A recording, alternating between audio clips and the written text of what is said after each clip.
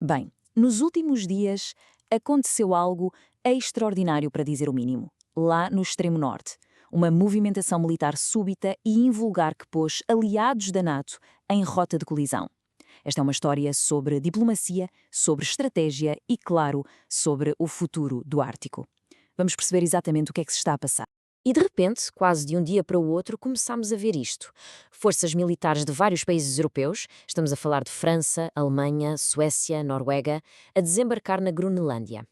E atenção, não se trata de uma invasão, é mais uma demonstração de força, altamente coreografada e, sinceramente, sem precedentes em território de um aliado.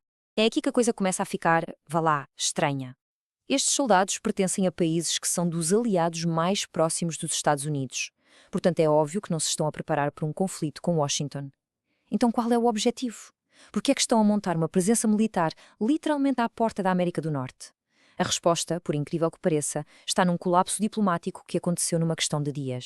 Esta movimentação militar não apareceu do nada, como é óbvio. Foi a consequência direta do fracasso de negociações de alto nível, foi um momento exato em que um desacordo político se transformou numa presença física e militar no terreno.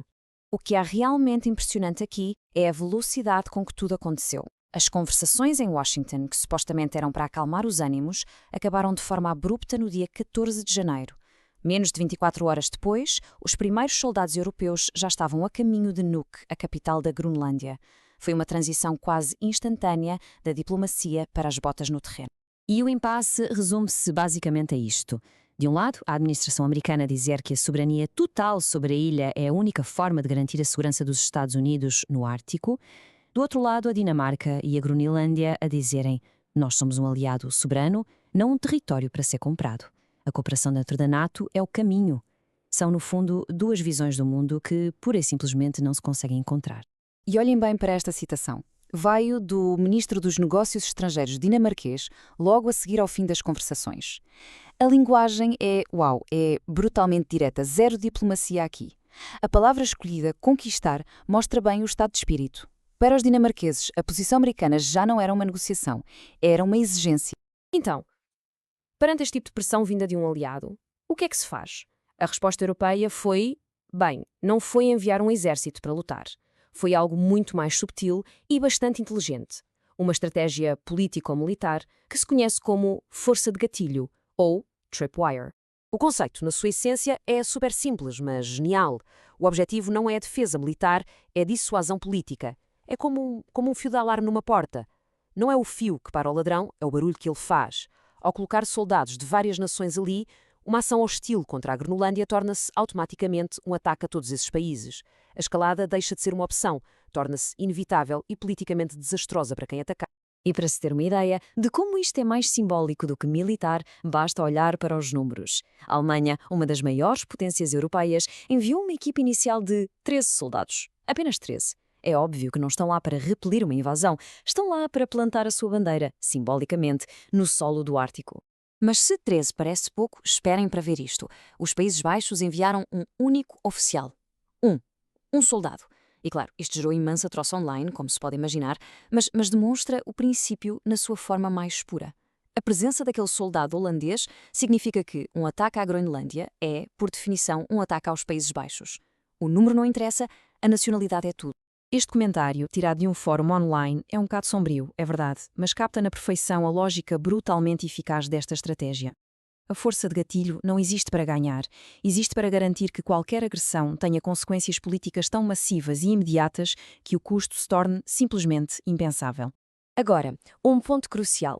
Tudo isto está a ser feito, digamos, by the book, de forma oficial. A Operação Resistência Ártica é um exercício militar dinamarquês que já existia. Usar esta estrutura permite que os aliados participem a convite da Dinamarca, o que dá a toda a operação uma aparência de normalidade, mesmo que a situação seja tudo menos normal. Mas vamos dar um passo atrás. Porque é que de repente toda a gente está tão interessada nesta ilha gigante, isolada e escassamente povoada? Bem, a resposta está numa combinação de fatores que estão a acontecer todos ao mesmo tempo. Primeiro, a localização é absolutamente crítica para a defesa do Atlântico Norte. Depois, o degelo, que está a abrir novas rotas marítimas que vão mudar o comércio mundial. Por baixo de todo aquele gelo existem reservas gigantescas de minerais essenciais para a economia verde. E claro, os Estados Unidos já lá têm a base espacial de Pitufik, um dos seus postos avançados mais importantes do mundo. No final do dia, a perspectiva americana está toda resumida nesta publicação do presidente Trump. Não se trata só de cooperação. Para esta administração, a segurança total só se consegue com soberania total sobre este território. É uma declaração de intenções que não deixa grande margem para interpretações. Este braço de ferro, por mais simbólico que pareça, já está a redesenhar alianças e a criar uma nova e tensa realidade no Ártico. As ondas de choque estão a sentir-se um pouco por todo o lado. Vejamos como as diferentes peças deste xadrez estão a reagir. Os aliados europeus fecharam fileiras em solidariedade com a Dinamarca. O Kremlin está irritado, como seria de esperar, e protesta contra a militarização da região. A própria Groenlândia está numa posição delicada. Agradece o apoio, mas teme tornar-se um mero peão no jogo das superpotências. E claro, a internet reage como sempre, com uma mistura de análise séria e muitos memes. No fundo, a ideia principal a reter é esta. O que começou como uma discussão política, uma zanga de família dentro da NATO, agora transformou-se em botas militares de várias nações em solo ártico. Isto é uma mudança fundamental na segurança da região. Já não é uma hipótese, é uma realidade a acontecer aqui e agora. E tudo isto deixa uma pergunta a pairar no ar. Estaremos a assistir a um momento de viragem para a NATO, em que os aliados europeus se unem para traçar uma linha vermelha a um dos seus? Ou será que isto é apenas o tiro de partida para uma nova corrida aos recursos e ao território no topo do mundo? Uma coisa é certa, o que acontecer a seguir na Groenlândia não vai ficar na Groenlândia. Vai, muito provavelmente, definir o futuro da segurança transatlântica e do próprio Ártico.